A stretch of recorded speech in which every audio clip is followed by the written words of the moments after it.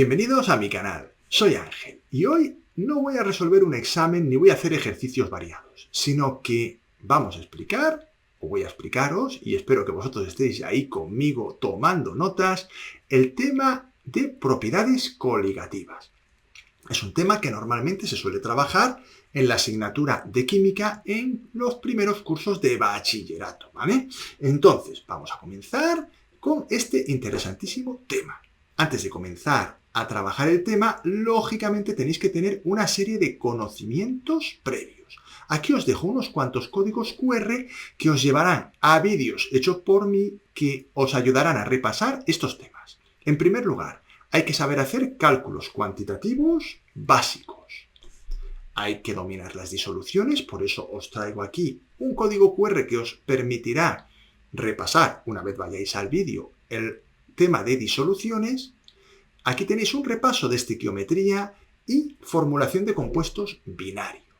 Bien, esto es lo mínimo que hay que conocer. Sin conocer esto, no vais a ser capaces de sacarle jugo al vídeo, porque va a haber conocimientos que no vais a tener y muchas cosas en el vídeo que no vais a entender.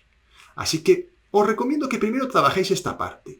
Sobre todo, disoluciones, cálculos cuantitativos básicos, estequiometría básica y por lo menos que sepáis formular compuestos binarios. Deberíais también saber formular compuestos ternarios, pero como no tengo vídeo a día de hoy sobre eso, pues no lo he puesto. Por otro lado, y antes de comenzar, os recuerdo que si queréis estar al día del contenido que subo a mi canal, os tenéis que suscribir y activar la campanita. Así os aparecerá una notificación en vuestro dispositivo cada vez que yo suba un vídeo a YouTube. Por otro lado, os agradecería que le dejarais un like al vídeo. Me anima a seguir creando más contenido de este tipo. Ya deberíais saber a estas alturas, pero bueno, yo lo repito por si acaso, que a mayor número de likes, visualizaciones, comentarios positivos y donaciones económicas en mi cuenta Bizum o en mi cuenta PayPal, mayor será la probabilidad de que yo continúe subiendo contenido de este tipo. Así que dadme cariño y yo os daré contenido interesante de matemáticas, física y química. Y ahora, sin más dilación, vamos a explicar desde cero el tema de las propiedades coligativas. Comenzamos. Se ha observado que al añadir una pequeña cantidad de soluto a un disolvente, se modifican algunas de sus propiedades físicas. Estas modificaciones son disminución de la presión de vapor, aumento de la temperatura de ebullición, disminución de la temperatura de congelación y aparición de la presión osmótica. Estas propiedades dependen únicamente del número de partículas de soluto que están presentes. Vamos a estudiar dichas propiedades en primer lugar en disoluciones que contienen solutos que no son electrolitos. En la universidad estudiarás el caso en el cual el soluto o solutos son electrolitos. Obviamente si eliges un grado universitario en el cual se trabaje esto. Si no, no. Claro, si haces el grado de, por ejemplo, ingeniería de obras públicas, pues a lo mejor no lo sé. Pero si haces una ingeniería química, una ingeniería industrial, seguro que sí.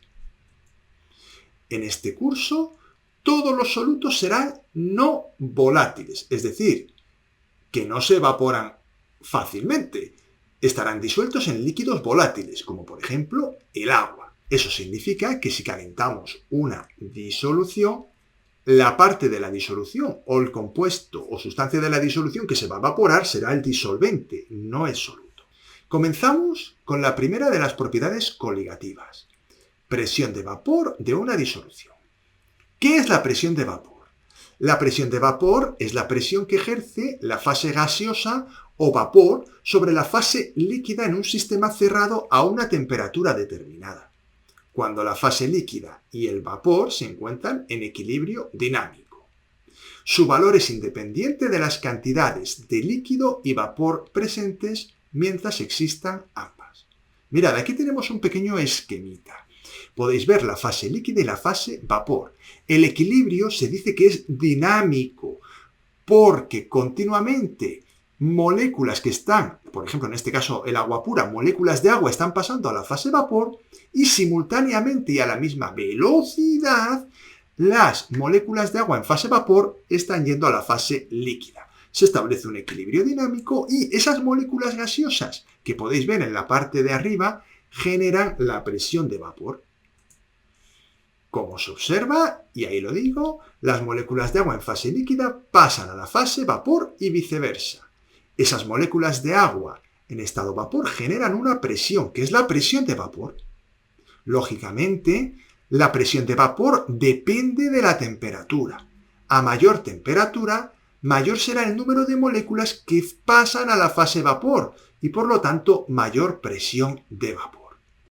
Se observa que al agregar un soluto no volátil a un disolvente volátil, disminuye la presión de vapor del disolvente. Vamos a explicarlo. Aquí tenemos un par de matraces Erlenmeyer tapados y en uno de ellos tenemos agua pura y en el otro tenemos agua con un soluto no volátil disuelto. Mirad, tal como puede verse en el esquema, las moléculas de soluto no volátil ocupan parte de la interfase disolvente-aire, es decir, lo que es la superficie del agua, pues no toda está formada por moléculas de agua. Estoy mirando mi mano como que tuviera agua, ¿veis? Eso os lo tenéis que imaginar. Sino que hay muchas zonas de esa interfase que están ocupadas por moléculas del soluto no volátil. Esto provoca que no haya tantas moléculas de agua disponibles para evaporarse. Y por lo tanto, lógicamente, eso va a provocar que la presión de vapor disminuya. También, además, hay que tener en cuenta otro factor que afecta esta disminución de vapor. La aparición de fuerzas atractivas entre las moléculas de soluto y las moléculas del disolvente. Claro, si el soluto interacciona con el disolvente y hay una atracción de tipo, por ejemplo, puente de hidrógeno, va a provocar que el agua no tenga tanta facilidad para pasar a fase vapor. Lógico. Y por lo tanto, eso también va a producir una disminución en la presión de vapor. De manera que la disminución de la presión de vapor de una disolución se produce por dos factores.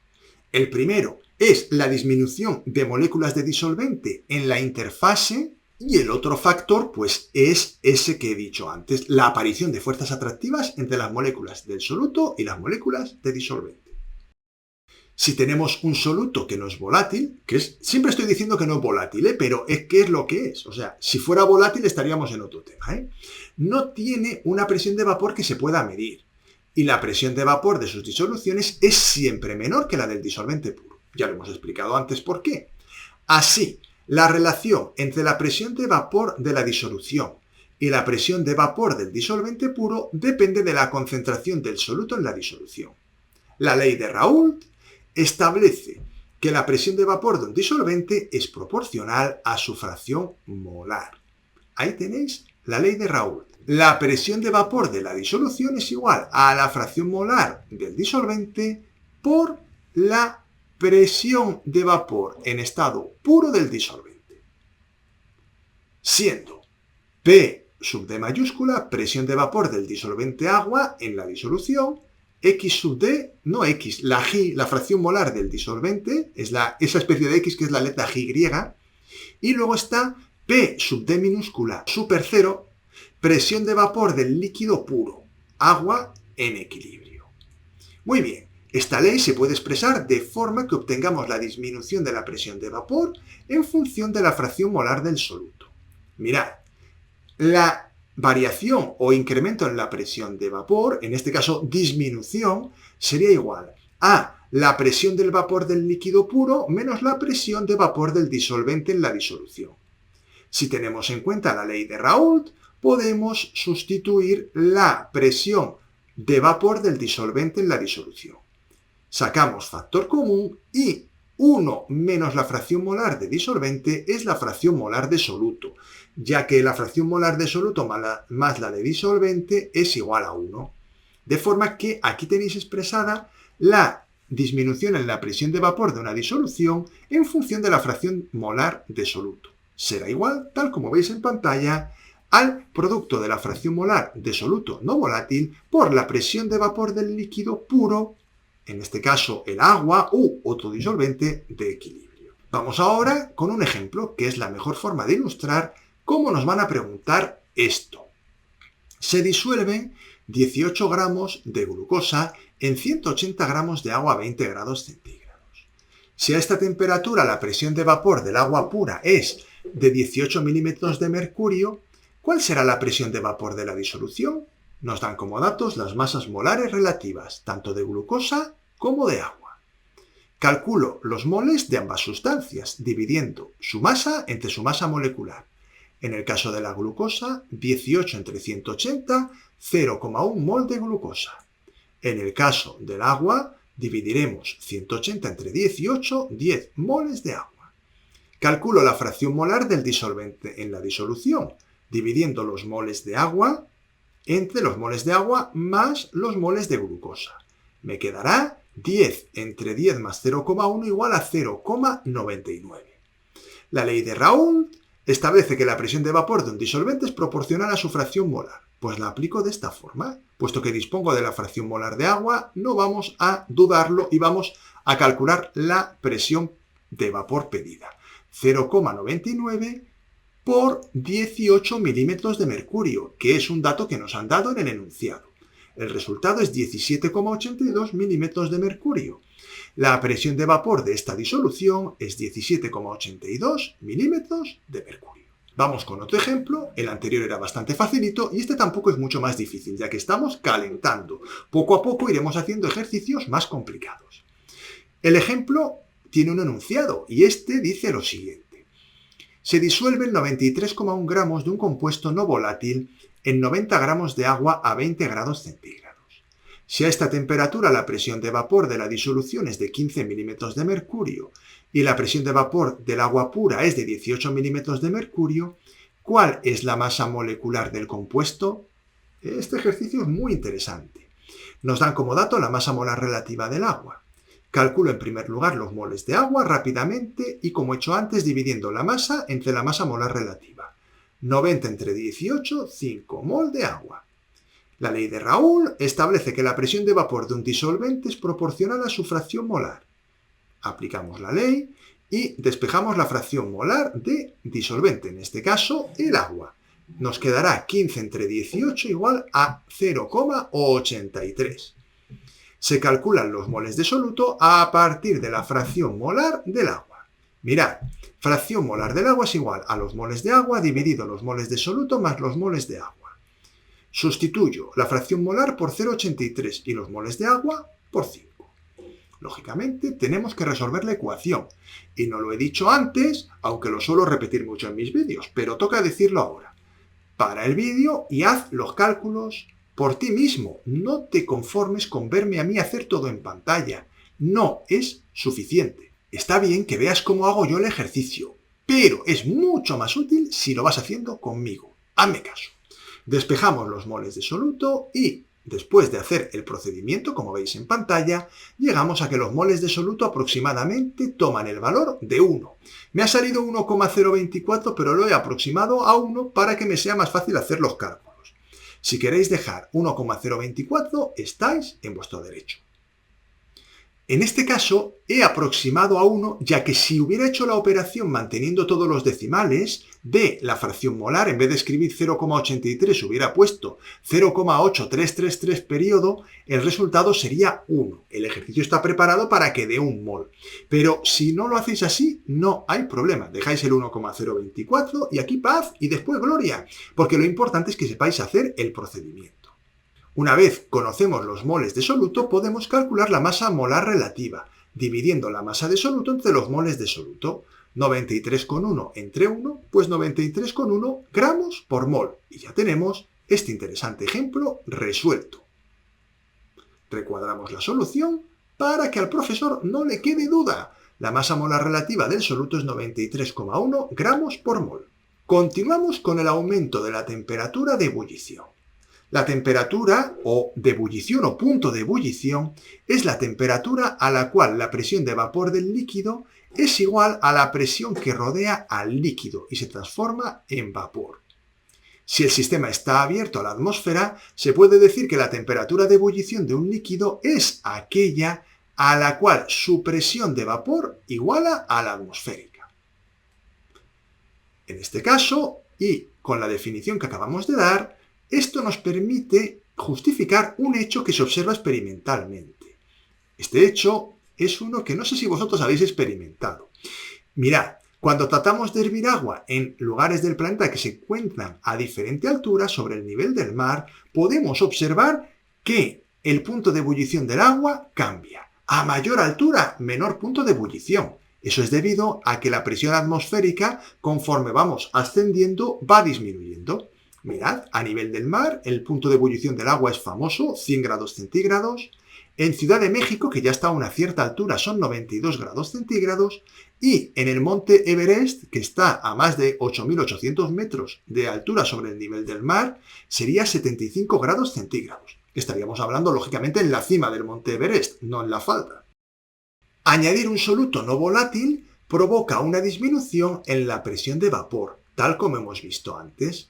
Esto hará que haga falta una mayor temperatura para que la presión de vapor se iguale a la atmosférica. La elevación de la temperatura de ebullición es proporcional a su concentración molar. La ley coligativa correspondiente se escribe a continuación. Incremento en la temperatura de ebullición es igual a la constante de ebulloscopía o constante ebulloscópica multiplicada por la molalidad del soluto. Por otro lado, podemos decir que incremento en la temperatura de ebullición es la temperatura de ebullición de la disolución menos la temperatura de ebullición del disolvente en estado puro. Una vez hemos tomado nota de estas fórmulas, procedemos a hacer algún ejemplito. Vamos allá.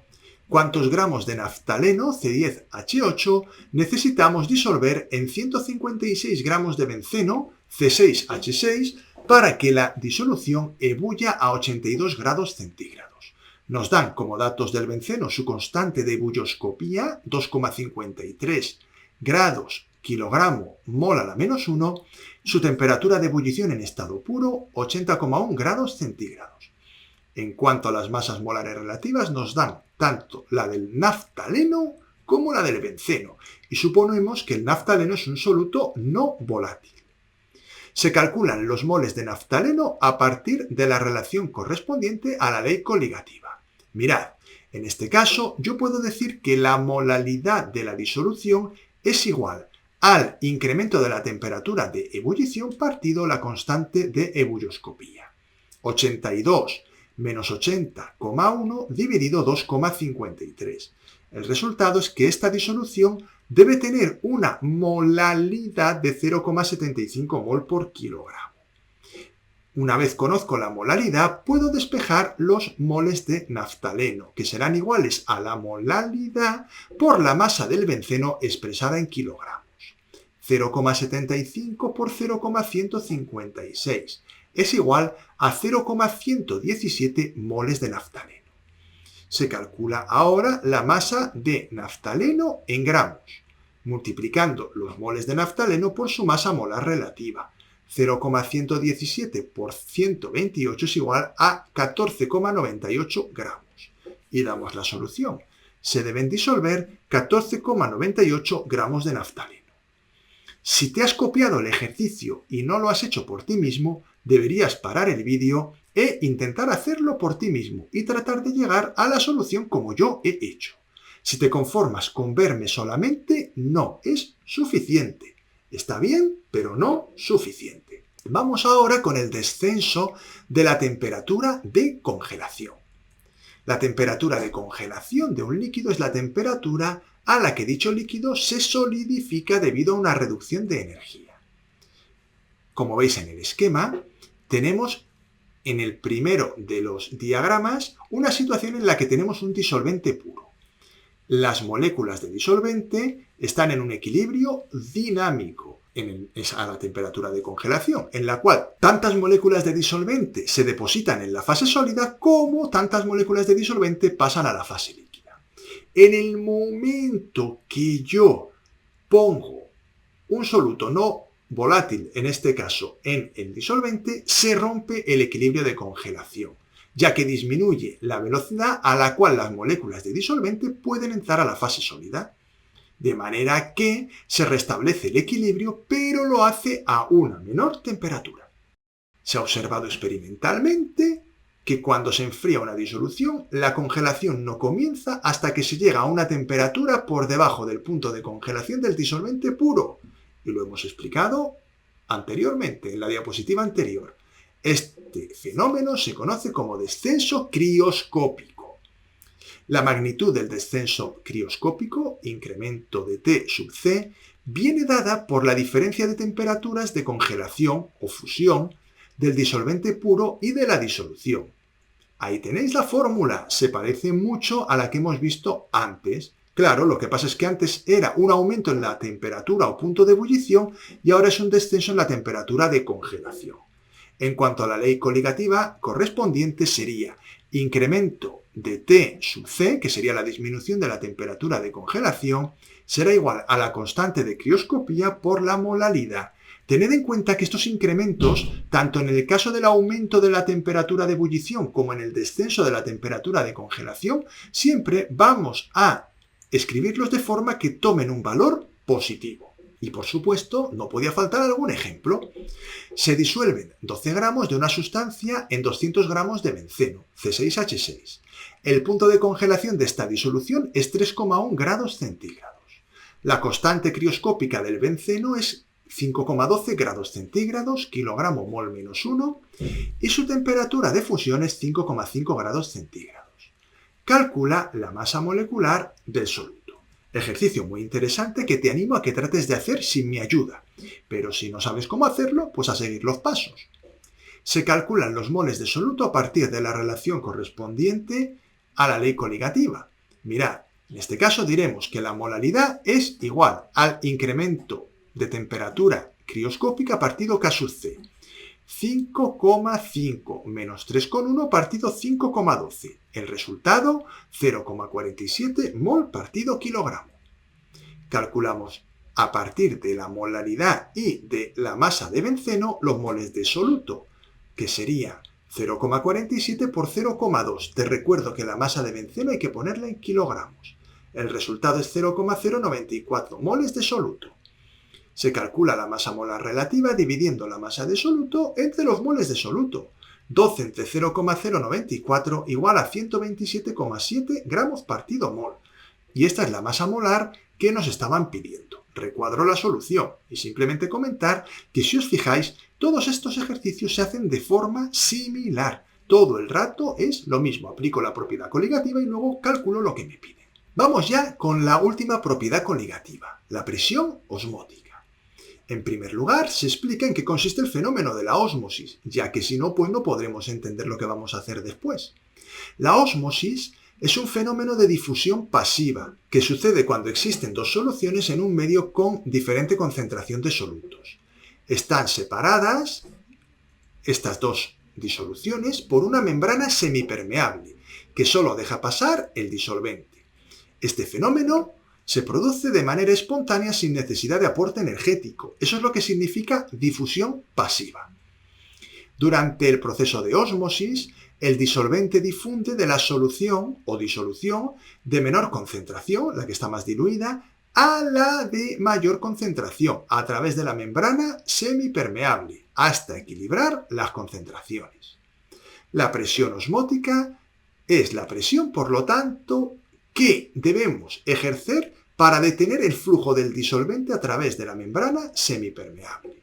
Se puede calcular mediante la fórmula que tenéis en pantalla. Le vamos a llamar pi mayúscula y es igual a la molaridad de la disolución por R, que es la constante de los gases ideales, por la temperatura expresada en Kelvin. Lógicamente, la molaridad es igual a los moles de soluto partido el volumen de disolución expresado en litros. Ahí tenéis lo que es cada una de las letras, copiadlo todo y continuamos. Vamos con un ejemplo. Hemos preparado una disolución de una sustancia tomando 3,28 gramos de glucosa en un matraz aforado de 250 mililitros. La presión osmótica de la disolución a 25 grados centígrados es de 1,78 atmósferas. ¿Cuál es la masa molecular del compuesto? Nos dan como dato la constante de los gases ideales. Se calculan los moles de glucosa a partir de la ley coligativa de la presión osmótica. En primer lugar, y antes de comenzar, se expresa la temperatura en Kelvin, 25 grados centígrados son 298 Kelvin, Y el volumen en litros, 250 mililitros, es igual a 0,25 litros. La presión osmótica, por lo tanto, nos va a permitir despejar los moles de glucosa, que serán iguales a la presión osmótica por el volumen dividido R por T. Sustituimos los datos, operamos y nos queda 0,0182 mol de glucosa. Perfecto, ya disponemos de los moles de glucosa y vamos a calcular la masa molar relativa, dividiendo la masa de soluto, que es la glucosa, 3,28 entre los moles de glucosa, 0,0182. Aproximadamente me sale 180 gramos por mol. Y ese es el resultado del ejercicio. La masa molar relativa de la glucosa es 180 gramos partido mol. Y vamos ahora con ejercicios propuestos para que los trabajéis vosotros. Estos ejercicios los he sacado de esta página web. Ahí os dejo el enlace por si queréis ir a este enlace y descargar todos los ejercicios. Vamos a ver, aquí tenemos en primer lugar 4 ejercicios, creo recordar, sí, 4 ejercicios que tratan sobre el tema o la parte de la disminución en la presión de vapor. A continuación vamos ya con puntos de ebullición y me imagino que después iremos con puntos de congelación. Bueno, todos estos son de ebullición, creo ver, sí, son todos de ebullición. Parad el vídeo si necesitáis copiar los ejercicios. Yo os los voy poniendo y os he dado ya el enlace en la diapositiva anterior. Mirad, aquí tenéis 9, madre mía, ¿cuántos hay? 10, ya vamos con congelación. Vamos rapidito porque si no el vídeo se me va a alargar en cosas que tampoco tienen mayor interés. Vamos, los ejercicios son interesantes, pero simplemente hago un poco de tiempo para que paréis el vídeo y los copiéis.